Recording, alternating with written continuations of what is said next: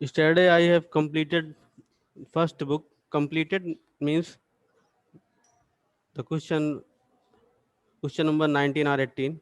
That is the last question in miscellaneous. Not last, but in the word problems. Maximum इनमें. तो आज मैं सोच रहा हूँ कि नया टॉपिक नई बुक चालू की जाए. आज मैं इंटीग्रेशन चालू कर रहा हूँ. सेकंड बुक का पहला टॉपिक.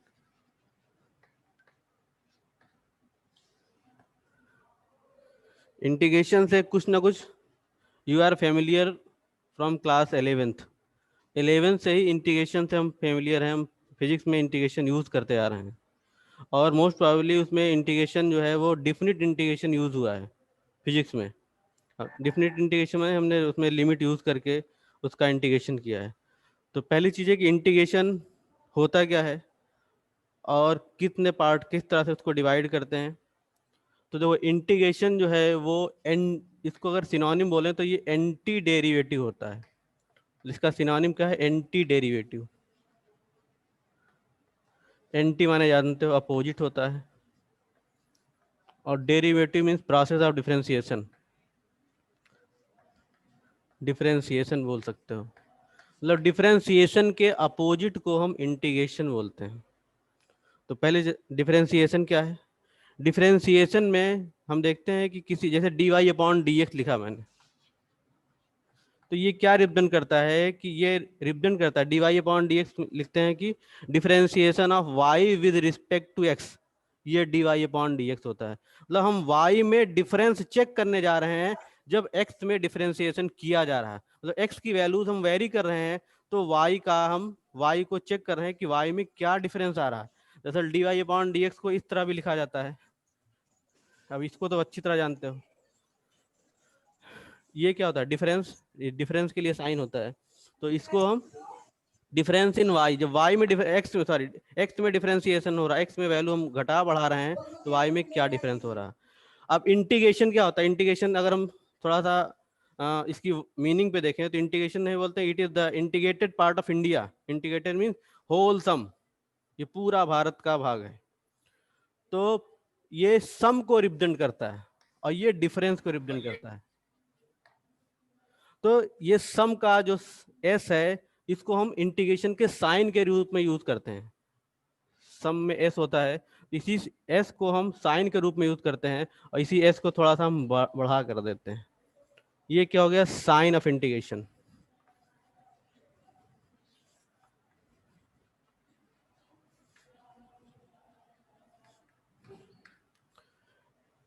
इंटीग्रेशन दो तरह के होते हैं. इनडिफिनिट इंटीग्रेशन,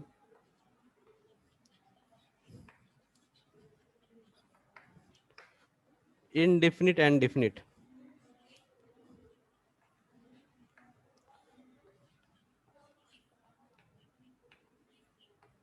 अब इनडिफिनिट और डिफिनिट का मतलब क्या हो गया? पहली चीज समझ लिया. जैसे मान लेते हैं हम एक्स है हमारा और इसका इंटीग्रेशन करना. एक्स यहाँ पे डेरिवेटिव, एक्स वेरिएबल है तो इसी का डेरिवेटिव लिखा जाता है dx. इसका इंटीग्रेशन करना है. इंटीग्रेशन हमने क्या लिखा है? एंटी डेरिवेटिव होता है. एंटी डेरिवेटिव मीन्स ये डिफरेंशिएशन का उल्टा प्रोसेस है. तो अब मुझे पता करना है कि इसका इंटीग्रेशन क्या होगा. और यहाँ पर ये इंटीग्रेशन है, इस पे अगर हम लिमिट यूज कर देते हैं तो वो डिफिनिट बन जाता है. अभी हम आप आगे और बात करते हैं इस पे. तो जैसे एक्स dx है सपोज, ये वेरिएबल है, इसी का डेरिवेटिव लिखा जाता है. इसको डिफरेंस इंटीग्रेट करेंगे तो इंटीग्रेशन वैल्यू क्या होगी? इंटीग्रेशन वैल्यू वही होगी जिसका डिफरेंशिएशन ये है. मतलब हमको दिमाग में सोच लेना है कि कौन सी ऐसी वैल्यू है जिसको डिफरेंशिएट करने पर एक्स मिल जाए हमें, वही इसका इंटीग्रेशन बन जाएगा. तो अब ये इसका होता है x square by two. X square by two को डिफरेंशिएट करके देखो कितना आता है. इसका डिफरेंशिएशन क्या आएगा? 1/2 है ही है. 2x, ये x बन जाएगा. तो ये क्या हो गया? जो मतलब हम कैसे डिसाइड करेंगे कि इसका इंटीग्रेशन क्या है? हम ये देखेंगे कि किसको डिफरेंशिएट कर दें ये मिल जाए तो वही इसका इंटीग्रेशन बन जाएगा. और दूसरी चीज है कि ये इनडिफिनिट है. इनडेफिनिट नेचर को रिप्रेजेंट करने के लिए प्लस सी साइन रिप्रेजेंट करते हैं। डिफिनिट होता है तो सी नहीं लिखा जाता है। अब प्लस सी साइन का मतलब क्या होता है? ये जो हम इंटीग्रेशन कर रहे हैं, ये तो यहाँ पे फंक्शन है, ये है फंक्शन। और जब इंटीग्रेशन करने के बाद इनडिफिनिट फॉर्म में इंटीग्रेशन करते हैं तो ये कर्व को रिप्रेजेंट करता है। What is this? It is the curve. और एक कर्व को नहीं रिप्रेजेंट करता है, ये उस तरह के सभी कर्व का रिप्रेजेंटेशन है। ये एक तरह से इनफाइनाइट कर्व को रिप्रेजेंट कर रहा है। Because why? Because the value of C vary from different type of the curve. मतलब इस तरह के कर्व हम बनाते जाएंगे और सी की वैल्यू वेरी करते जाएंगे। तो मतलब वो सभी तरह, उस तरह के सभी कर्व को एक सिंगल फॉर्म में लिख दिया गया एक्स स्क्वायर प्लस 2। जैसे सपोज इसी का इंटीग्रेशन है।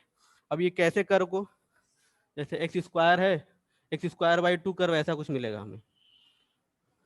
अब इसमें ये यहाँ पे सी की वैल्यू 0 है। अब इस पे बढ़ाते जाओ,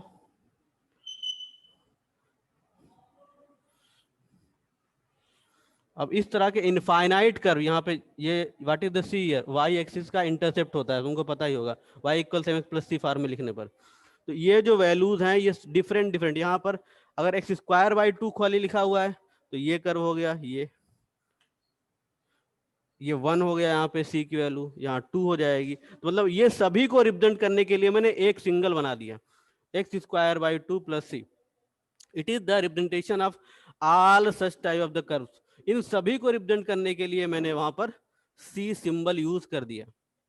अब सपोज इसी में लिमिट में लगा दूं 1 और 2 लगा दूं, अब ये इनडिफिनिट फॉर्म से डिफिनिट फॉर्म में कन्वर्ट हो गया। और डिफिनिट फॉर्म में इंटीग्रेशन एज इट इज होगा, लेकिन सी की जरूरत नहीं पड़ती है। क्यों? क्योंकि पहले हम जो हमारी वैल्यू आएगी उसका इंटीग्रेशन किया तो ये मिला एक्स स्क्वायर बाई 2 हमारा आया। अब इस पे लोअर और अपर लिमिट रख दी जाती है, पहले ये लोअर है फिर ये अपर, ये लोअर ये अपर, इसमें वैल्यू रख देंगे। पहले एक्स की यहाँ 2 रखा तो 4/2 और -1/2, अब यहाँ पे आ जाएगा 3/2, इसकी वैल्यू 3/2। अब यहाँ पे डिफिनिट वैल्यू मिल रही है इसलिए इसे डिफिनिट इंटीग्रेशन बोलते हैं। वहाँ पे क्या मिलता है? कर्व मिलता है, और एक नहीं, वो इनफाइनाइट कर्व को उस तरह के रिप्रेजेंट करता है, इसलिए उसे इनडिफिनिट इंटीग्रेशन बोलते हैं। तो मुझे लगता है कि बात समझ में आ गई होगी कि इंटीग्रेशन होता क्या है। Integration is the inverse process of the differentiation in which the symbol this is used for integration and this symbol is taken from the sum. इस एस को रिप्रेजेंट कर रहा है। तो इसको, अब जैसे यहाँ पे इंटीग्रेशन है तो जैसे मान लो लिमिट जब लगा दोगे, सपोज ये मैंने लिमिट लगा दी, -1 to 1, हम इस कर्व की बात कर रहे हैं, -1 से 1। तो अब ये देखेंगे कि इस कर्व के नीचे ये कर्व एक्स एक्सिस पे कितने एरिया को कवर कर रहा है, जैसे ये और ये। तो जब हम लिमिट यूज करेंगे तो इतने एरिया को रिप्रेजेंट करना चालू करेगा। तो इसके बाद का चैप्टर है एप्लीकेशन ऑफ इंटीग्रेशन, जिसमें डिफिनिट इंटीग्रेशन हम यूज करेंगे। और उसका एप्लीकेशन क्या है, इंटीग्रेशन का एप्लीकेशन क्या है, एरिया फाइंडिंग में करते हैं। डिफरेंट टाइप की फिगर्स है, उसका बीच का एरिया कैसे निकालेंगे, तो वहाँ पे हम इंटीग्रेशन का यूज़ करें। जैसे डिफरेंशिएशन का यूज़ एप्लीकेशन मैंने कहाँ किया, मैंने अप्रॉक्सीमेशन में कर सकते हैं जो नहीं पढ़ा आपकी बार, टेंजेंट नॉर्मल में कर सकते हैं, और तुम्हारा इंक्रीजिंग डिक्रीजिंग में कर सकते हैं, और मैक्सिमम मिनिमम में कर सकते हैं। तो वैसे यहाँ पर क्या है, इसका जो सबसे प्रोमिनेंट एप्लीकेशन है, सबसे बड़ा एप्लीकेशन है, वो एरिया फाइंडिंग में होता है, और उसमें हम डिफिनिट इंटीग्रेशन यूज़ करते हैं।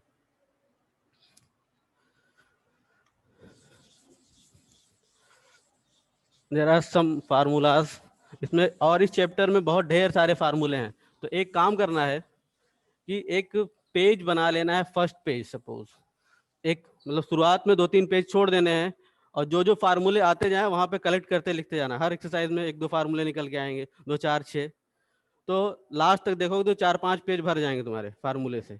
और उन सारे फार्मूलों क्या करना है, जब चैप्टर पढ़ना एक बार रिवाइज कर लेना, क्योंकि ये बेस एकदम फार्मूला बेस्ड चैप्टर है, और ढेर सारे फार्मूले हैं, सारे याद रखने पड़ेंगे।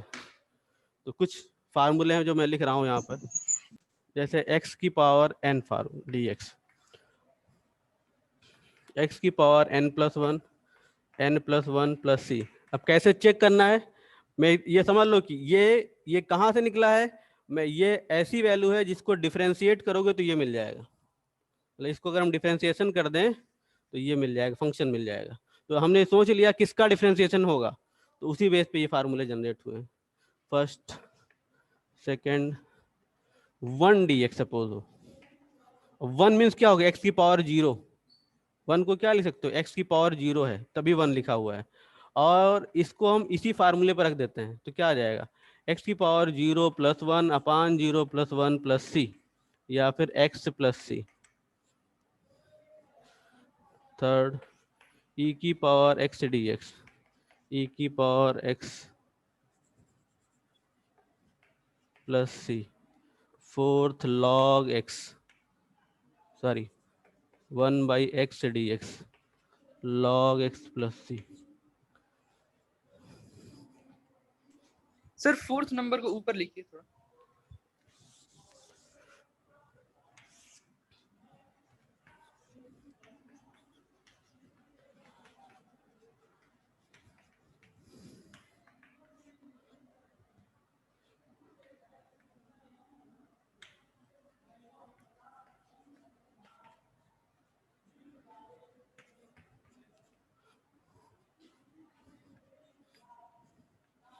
यहाँ निगेटिव साइन लगा हुआ है।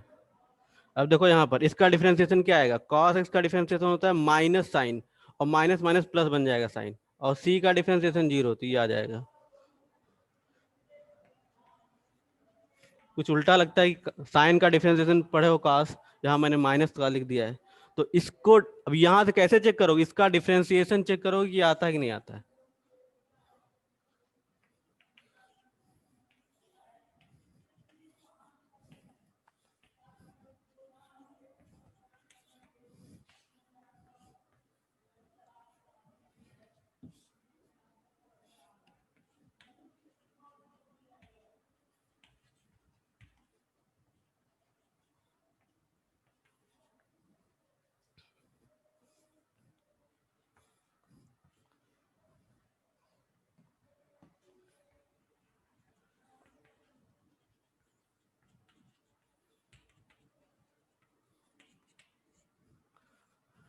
सर दिखाई नहीं दे रहा है। 8 सर तक 8 वाले में क्या लिखते हैं? माइनस cot x के माइनस बाद integration cot x cosec square X to D X, इसका इंटीग्रेशन आएगा कॉट एक्स प्लस सी।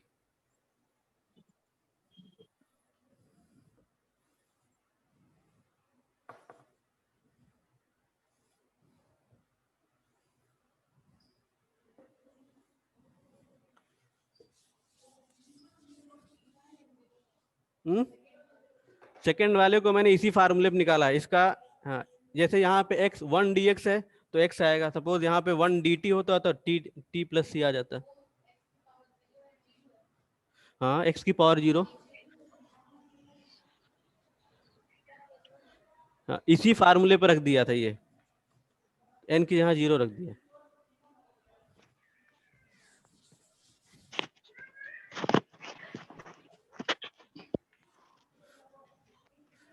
कुछ फार्मूले और नोट कर लो। ये है कौन सा 9 था, sec x into ten X D X, इसका आएगा sec x प्लस में सी ले 10 minus cosec X into cot X. Please ये फार्मूले याद रखने हैं, नहीं तो काम नहीं, दिक्कत होगी तुम्हें।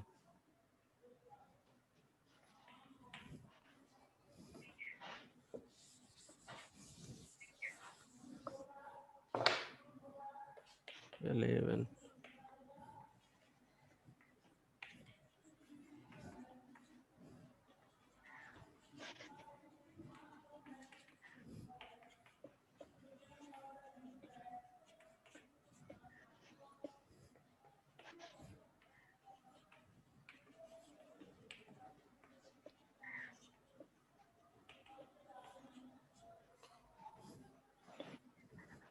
ये tan x है, tan x का डिफरेंशिएशन क्या होता है, minus log cos X plus C बोलो, या फिर log sec X plus C, ये दोनों सेम वैल्यू है। ये चाहे कभी जहाँ पे जरूरत पड़ेगी जैसा यूज कर लेंगे। कॉस के टर्म में यूज करना हो तो माइनस साइन के साथ यूज करोगे, और या फिर डायरेक्ट सेक यूज कर सकते हो।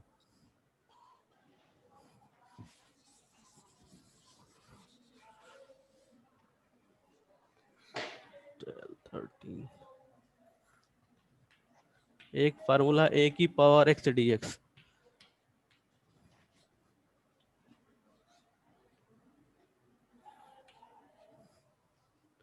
ए की power x, what is the A means constant, constant की पावर वेरिएबल डी एक्स। तो ए की पावर एक्स लॉग ए बेस ई प्लस सी, और कहीं पे ई नहीं भी लिखा जाता है। ई जब कोई भी जो बेस सबका ई होता है, जब बेस ई नहीं होता है तो कुछ वहां पे बता दिया जाता है। तो कहीं पे देखोगे तो खाली लॉग ए लिखा है, ए लिखने का मतलब है कि वहां पे बेस ई लिखा हुआ है।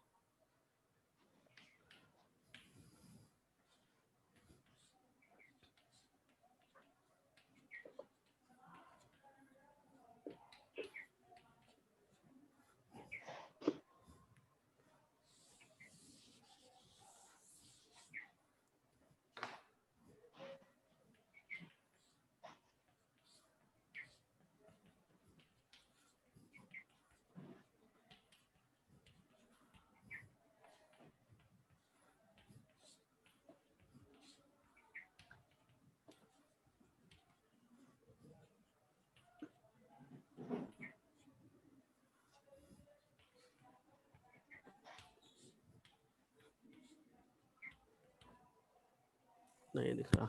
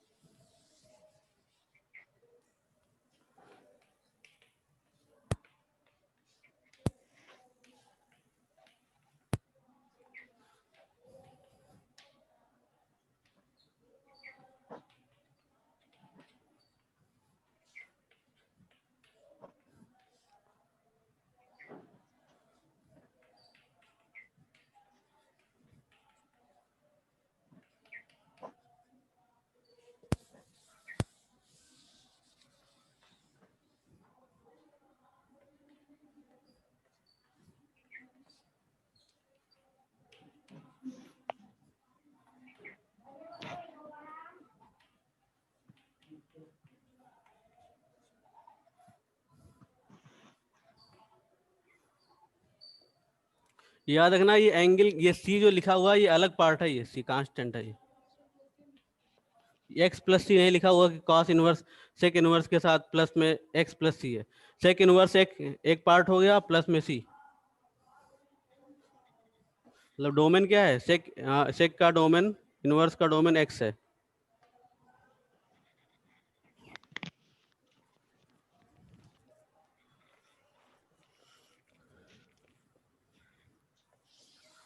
अब इसके बाद हर एक्सरसाइज में कुछ फार्मूले होंगे तो बता दिए जाएंगे।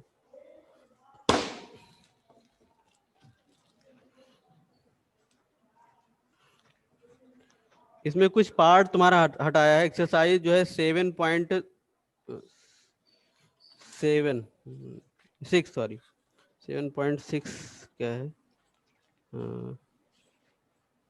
एक मिनट, 8 है, सॉरी 8 है शायद, 7.8, हाँ 7.8 हटाया है। एक प्रोसेस है डिफिनिट इंटीग्रेशन को सॉल्व करने के, बाय फार्मूला मेथड भी होता है और बेसिक मेथड होता है बाय लिमिट एज सम।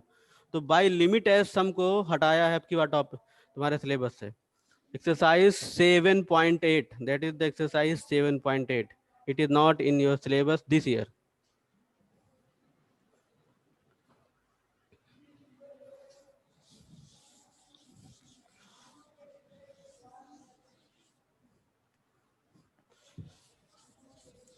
और कुछ फॉर्म है जो हटाया है, उस पर डिस्कस कर लेंगे।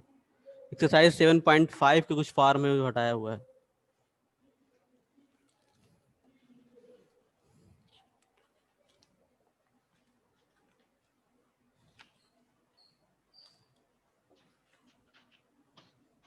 सेवन पॉइंट फोर, हाँ 7.4 के कुछ फॉर्म है वो इसकी अब की बार सिलेबस से हटा दिया है, तो बहरहाल देख लिया जाएगा, नहीं तो।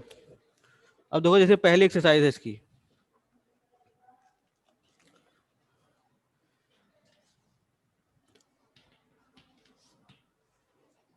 अब देखो ये टॉपिक बेहद इंपॉर्टेंट है। क्यों? क्योंकि अगले जो 3 चैप्टर पढ़ोगे बिना इंटीग्रेशन के समझे नहीं जा सकते हैं। ये चैप्टर, इसके बाद है तुम्हारा एप्लीकेशन ऑफ इंटीग्रल, जिसमें कि इसको यूज ही करना है, और उसके बाद का जो चैप्टर है डिफरेंशियल इक्वेशन, वो भी बिना इंटीग्रेशन के सॉल्व नहीं किया जा सकता। मतलब 3 चैप्टर इससे रिलेटेड हैं, तो अगर डिफरेंस इंटीग्रेशन नहीं समझ में आएगा तो वो 3 चैप्टर तुम्हारे ये गया, अगला भी और उसके अगला भी। तो प्रयास ये करो कि हर टॉपिक अच्छे से समझ में आ जाए।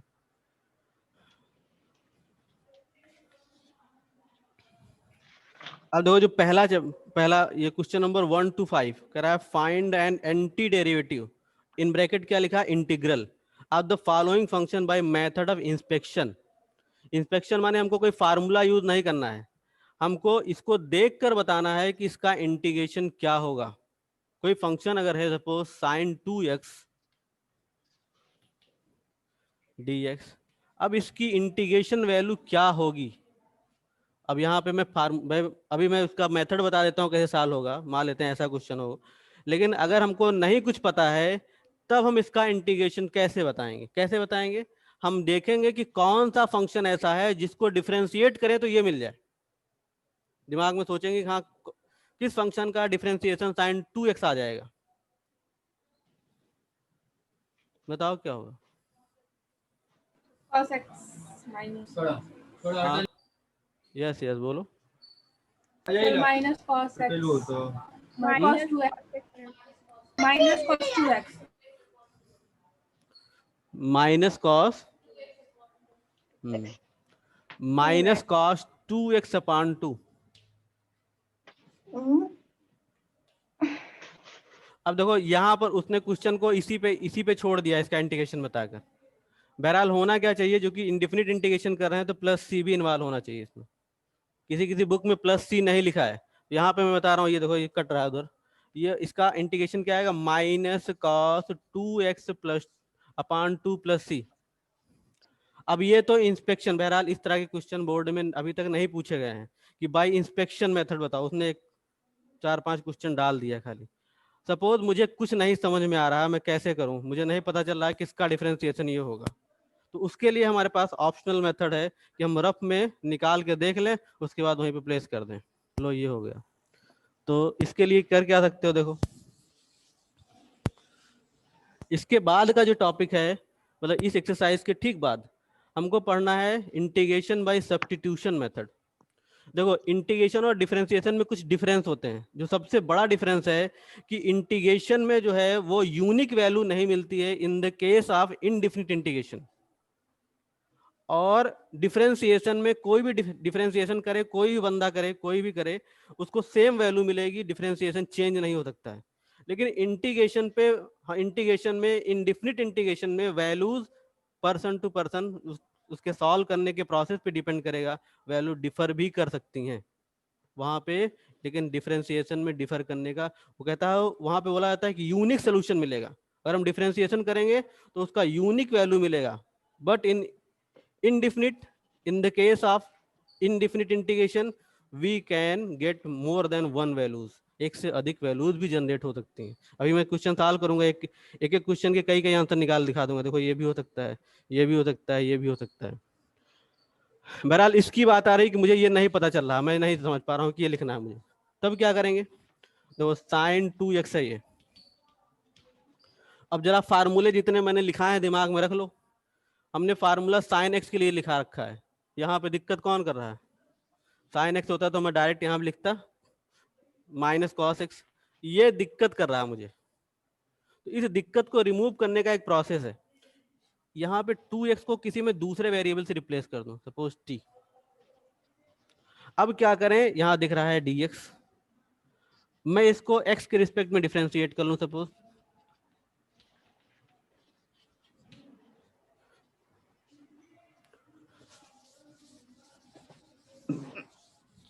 It is called as substitution method. अब देखो यहाँ पर ये हो गया, अगर डिफरेंशिएशन करेंगे तो 2 dx बाई dx हो जाएगा, और उस साइड में चूंकि t वेरिएबल है dt बाई dx हो जाएगा। किसके रिस्पेक्ट में कर रहे हैं? x के रिस्पेक्ट में। ये तो कैंसिल, 2 dt बाई dx। और अगर खाली dx की वैल्यू, सपोज यहाँ पे मैं ले आऊं इसको, तो 2 dx इक्वल dt होगा ना, या फिर dx को क्या लिख सकते हो? 1/2 dt। उस कंडीशन में जब मैं नहीं बता पा रहा हूं, बहरहाल अभी तक बोर्ड में बाय इंस्पेक्शन मेथड क्वेश्चन नहीं आए हैं, बट चेंजेस हो रहे हैं। अब की बार मैं वो पेपर देख रहा था तुम्हारा सैंपल पेपर, तो उसमें 3 मार्क्स और 5 मार्क्स क्वेश्चन डाल दिए हैं, जबकि अगर वो सैंपल पेपर, उस सैंपल पेपर से बोर्ड का पेपर बनता है तो बहुत सारे चेंजेस दिखेंगे, क्योंकि अभी तक ना तो 3 मार्क्स के क्वेश्चन आते थे ना तो 5 मार्क्स के आते थे। 1 2 4 6 मार्क्स का पेपर बनता था। First section 1 marks, 2 marks, 4 marks, 6 marks. अब क्या कर दिया उसने, अगर ये सैंपल पेपर सही है तब की बात है, 1 मार्क्स, 2 मार्क्स, 3 मार्क्स, 5 मार्क्स। अब की बार जो सैंपल पेपर दिख रहा है तो उसमें क्या होगा, चेंज होगा, क्वेश्चन का पैटर्न चेंज हो जाएगा। तो अब कुछ भी कर रहा है इसमें, हो सकता है ये भी डाल दे इंस्पेक्शन मेथड बताओ। तो इंस्पेक्शन करने को क्या है, तुम रफ में कर लो, उसको लिख दो कि यहाँ पे होगा ऐसा, बस काम खत्म। अब देखो यहाँ पर इसको मैं हटा रहा हूँ, तो ये हो गया आई इन, हाँ बोलो। Yes yes yes. इंस्पेक्शन मतलब इंस्पेक्शन मीन्स होता है we are not going to use the formula और anything else, we have to see the function and we have to write its integration value. हमको फंक्शन देखना है और उसकी integration value लिख देनी है। कैसे इंटीग्रेशन कैसे लिखोगे, हमको ये देखना है कि किसका डिफरेंशिएशन ये होगा, और वो यहाँ पे लिख दो, बाय इंस्पेक्शन मेथड हो गया। जैसे यहाँ पे मुझे पता है इसको डिफरेंशिएट करेंगे ये मिलेगा, हो गया। अब ये कैसे आएगा ये तुम्हारे ऊपर डिपेंड करता है। तो इस कैसे सब कहीं मान लेते हैं, मैं कोई स्टूडेंट होगा तुरंत निकाल के बता देगा इसको रख दो, हो जाएगा। कहीं पे मैं नहीं समझ पा रहा हूँ तो उसके लिए मैं प्रोसेस बता रहा हूँ। मैं क्या किया, देखो ये 2x को हटा दिया। इंटीग्रेशन हमेशा स्टैंडर्ड फॉर्म में होता है, ये याद रखो। मतलब इंटीग्रेशन के लिए हमको जितने फार्मूले हैं उसी फार्मूले पे जब क्वेश्चन को ले आओगे तभी इंटीग्रेट कर पाओगे। ऐसा नहीं sin 2x का इंटीग्रेशन हो जाएगा। मतलब हम जब यहाँ पर बहरहाल डायरेक्ट वैल्यूज हम लिखेंगे बाद में, लेकिन इसको जब तक हम अपने दिमाग में नहीं मानेंगे कि ये सिंगल वेरिएबल है, यहाँ पे t होगा, तो उसी स्टैंडर्ड फॉर्म से मैच करा के हम वैल्यू वहाँ पर रख देते हैं। बहरहाल इसको देखो, यहाँ से ये 2x मान लिया मैंने, मुझे दिखा कि ये हमारे फार्मूले में गड़बड़ी कर रहा है, इसको मैंने लेट कर लिया। अब ऐसा हो गया डिफरेंशिएशन t x के रिस्पेक्ट में कर दिया, ये हो गया। यहाँ पर मैंने i मीन्स इंटीग्रेशन, ये हो गया साइन, इसकी जहाँ लिखा t, और dx की जहाँ लिख दिया 1/2 dt। 1/2 कांस्टेंट है, इंटीग्रेशन से बाहर निकाल लिया, साइन t dt। अब इतने का इंटीग्रेशन में कोई दिक्कत नहीं है, 1/2 माइनस कॉस टी प्लस में सी, तो माइनस 1/2 और t की वैल्यू रख दो। यहाँ पर इसको मैं इधर लिख दे रहा हूँ, यहाँ तक दिख रहा है ना, इस t की वैल्यू रख दी, तो माइनस 1/2 कॉस 2x प्लस में सी, ऐसे आ जाएगा। मतलब हम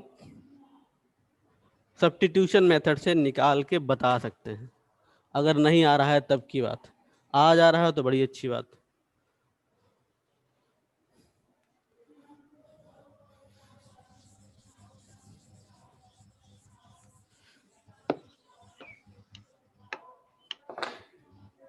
जैसे देखो क्वेश्चन नंबर जैसे 2 है, 2 क्या कह रहा है, cos 3x का इंटीग्रेशन। एक मैं मतलब एक दिमाग में फार्म कैसे सॉल्व करोगे ये दिमाग में रख लो। जैसे cos 3x है, देखो तो cos का इंटीग्रेशन साइन x की यहाँ लिख दिया 3x, और x का मल्टीपल देख लिया कौन सा है, 3 अपान में 3 प्लस में सी, तो ये क्या हो गया minus sorry sine 3x cut जा रहा है उधर, अपान में 3 प्लस में सी। कैसे पता किया, cos इधर हटा दो x 3x, खाली cos x को सोचो दिमाग में, cos x का इंटीग्रेशन sin x, और x रख दिया, और x की जहां लिख दिया, क्योंकि यहाँ पे 3x था 3x रख दिया, और फिर देख लिया क्या x के साथ कोई मल्टीपल यूज हो रहा है, देखा 3 यूज हो रहा है, उसको डिवीजन में लेके आए और प्लस में सी। जैसे अगला e की पावर 2x dx। अब देखो यहां हटाओ इसको, e की पावर x, दिमाग में सोचो e की पावर x का इंटीग्रेशन, e की पावर x यहाँ पे 2x है, x का मल्टीपल देख लो 2 अपान में 2 प्लस में सी।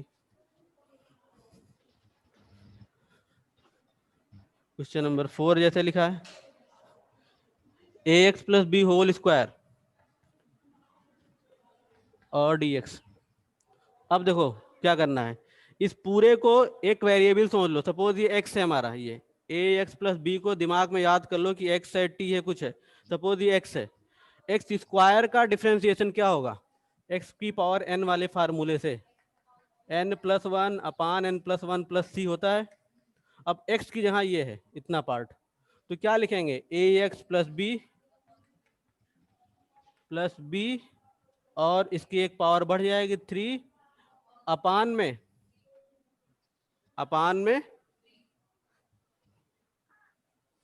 3। एक दिक्कत यहाँ पे और है, कट जा रहा है यार तुम्हारा, सर लैपटॉप पे नीचे कर दीजिए।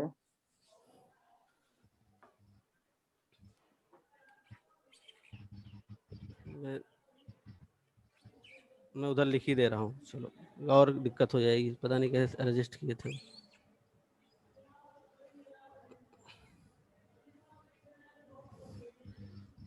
e की पावर 2x ही दिख रहा है ना। चलो देखो यहाँ पर जैसे मान लेते इसी क्वेश्चन को मैं फिर से बता दे रहा हूँ, बड़ी समस्या यहाँ पे है।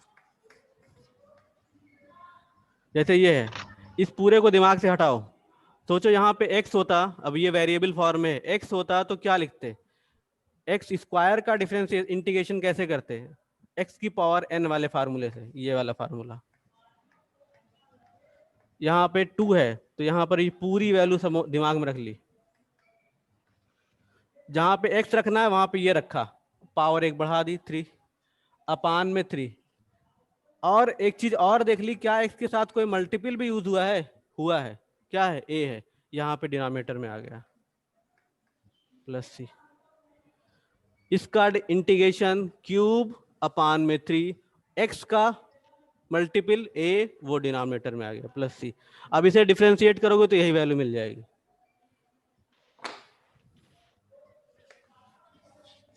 5 लिखा है I sine 2x minus 4 e की power 2x 3x sorry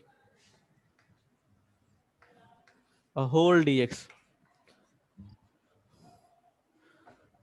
integration sine multiplication addition और सब्ट्रैक्शन पे डिस्ट्रीब्यूट हो जाता है, मतलब इंटीग्रेशन साइन इस फंक्शन पे भी लग जाएगा और इस फंक्शन पे भी लग जाएगा, तो इसको हम ऐसा लिख सकते हैं साइन 2x dx माइनस 4 बाहर किया e की पावर 3x dx। अब देखो इसका इंटीग्रेशन ऑलरेडी कर चुके हो, क्या होगा माइनस साइन का इंटीग्रेशन माइनस कॉस और 2x की जहाँ x की जहाँ 2x और x का मल्टीपल क्या है 2 अपान में 2 माइनस में 4 है ये e की पावर x का इंटीग्रेशन e की पावर x होता है, लेकिन यहाँ पे दिख रहा है कि 3x है तो 3x रख देंगे और x का मल्टीपल देख लिया, यहाँ 1 होगा तो कोई प्रॉब्लम नहीं, अपान 1 करोगे कुछ फर्क नहीं पड़ने वाला, लेकिन 1 को छोड़कर कुछ दिख रहा है x का मल्टीपल तो यहाँ पर लिखना पड़ेगा इन डिनोमिनेटर अपान में 3 प्लस में c। और कभी डाउट लगे कि सही है कि गलत तो डिफरेंशिएट करके तुरंत देख लो, ये दिखा हो जाएगा, आ जाएगा इसका डिफरेंशिएशन ये आ जाएगा, ये हो गया। सर तो दो अलग अलग अगर इंटीग्रेशन है तो अलग अलग प्लस सी होगा ना दोनों हाँ जगह? दो अगर ये फंक्शन क्या है, सिंगल फंक्शन दिखा था, सिंगल फंक्शन कैसे बना था, दो फंक्शन के सब्ट्रैक्शन मिलाकर बना था, मतलब एक फंक्शन ये दूसरा ये, इसको बीच में सब्ट्रैक्शन साइन। तो अगर हमको इंटीग्रेशन साइन किसी फंक्शन पे यूज करना है जो कि दो फंक्शन के एडिशन या सब्ट्रैक्शन या दो से अधिक को मिलाकर बना है, तो इंटीग्रेशन साइन सभी फंक्शन पे डिस्ट्रीब्यूट हो जाता है, मतलब ये इस पर भी आ गया और इस पर भी आ गया। इस पर आया तो 4 कांस्टेंट था, इसलिए मैंने बाहर निकाल के इसे सॉल्व कर लिया। अगर ये एडिशन होता तब भी यही काम होता। मल्टीप्लिकेशन के लिए आगे रूल आने वाला है, इंटीग्रेशन बाय पार्ट्स के लिए सॉल्व करेंगे वहाँ पे। मल्टीप्लिकेशन पे ये रूल नहीं लगेगा। और एक चीज और, इंटीग्रेशन में डिवीजन नहीं होता है, मतलब एक फंक्शन का दूसरे से डिवीजन करके इंटीग्रेशन हम नहीं सॉल्व कर सकते। क्या है? Addition, subtraction, multiplication. मल्टीप्लिकेशन का प्रोसेस आगे जाके मिलेगा हमें एक्सरसाइज 7.6 में, वहाँ पे हम देखेंगे इंटीग्रेशन बाय पार्ट्स मेथड। तो और एडिशन, सब्ट्रैक्शन ऐसे ही इंटीग्रेशन साइन सब पे लगता चला जाएगा, इंटीग्रेट हो जाएगी वैल्यू। और ये जो प्लस सी लिखा जाएगा वो एक ही बार लिखा जाएगा। सी मीन्स कांस्टेंट, वो एक इंटीग्रेशन में एक बार लास्ट आंसर पे जब आंसर लिख रहे होंगे तो प्लस सी इन्वॉल्व कर देंगे। वो खाली उसका इनडिफिनिट नेचर शो करता है कि ये फंक्शन हमारा डिफिनिट नहीं है, इनडिफिनिट है, तो it will represent the all type of the such curves. इस तरह के वो इनफाइनाइट कर्व का रिप्रेजेंटेशन कर रहा है, तो it is plus see here. अब सी की वैल्यू लिखते जाओ, इनफाइनाइट, बहुत सारी वैल्यूज, इनफाइनाइट वैल्यूज आएंगी और उतने तरह कर्व बन जाएंगे। अब ये नहीं कि जितनी बार इंटीग्रेशन करें प्लस सी लिखते चले जाएं, हमको खाली सी लास्ट में आंसर में लिखना है।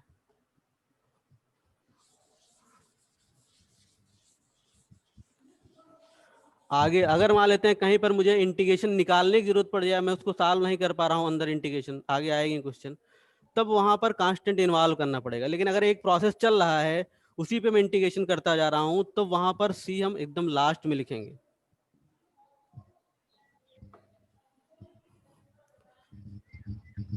कभी कभार क्वेश्चन ऐसे मिलेंगे जिसमें कि इसको मान लेते हैं ये नहीं सॉल्व कर पा रहा हूँ, इसको अलग से निकाल के सॉल्व करना पड़ेगा, तब वहां पर सी, जब अलग से सोल्यूशन निकालेंगे तो उसमें फिर सी इन्वॉल्व हो जाएगा, तब फिर मानते हैं एक C1 हो गया, दूसरा C2 हो गया। लेकिन जो लास्ट में आंसर आएगा वो एक सिंगल कांस्टेंट में लिखा जाएगा, एकदम आंसर जो लास्ट आंसर होगा। चलो बहरहाल वो आगे की बात है। जैसे क्वेश्चन नंबर 6 है, देखो अब यहाँ से इंस्पेक्शन मेथड हटा दिया, मतलब यहाँ पे चेक करना नहीं है तुम्हें, फार्मूला यूज करके सॉल्व कर लेना है।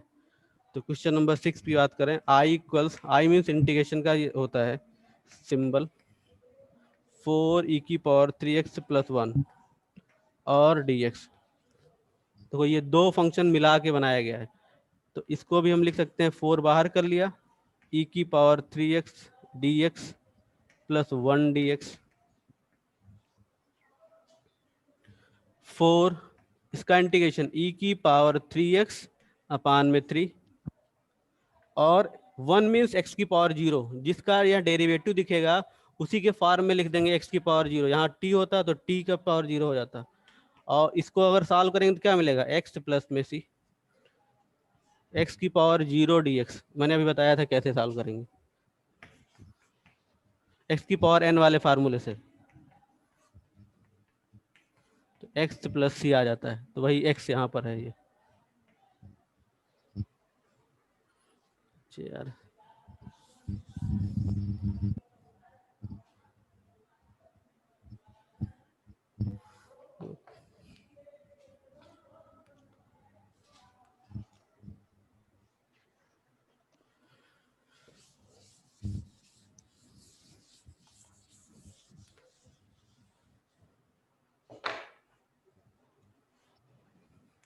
जैसे क्वेश्चन नंबर 7 है, देखो अब यहाँ पे दो फंक्शन का मल्टीप्लिकेशन कर रहा है, तो अब मल्टीप्लिकेशन वाला प्रोसेस हम यहाँ पे नहीं करेंगे क्योंकि अभी हमने प्रोडक्ट टूल नहीं पढ़ा है। और दूसरी चीज़, प्रोडक्ट टूल दो डिफरेंट टाइप के फंक्शन पे यूज होता है, सिंगल एक ही जैसे फंक्शन पे प्रोडक्ट टूल नहीं यूज करते हैं।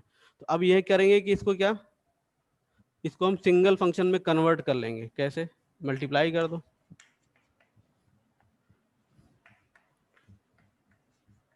ऐसा बन गया।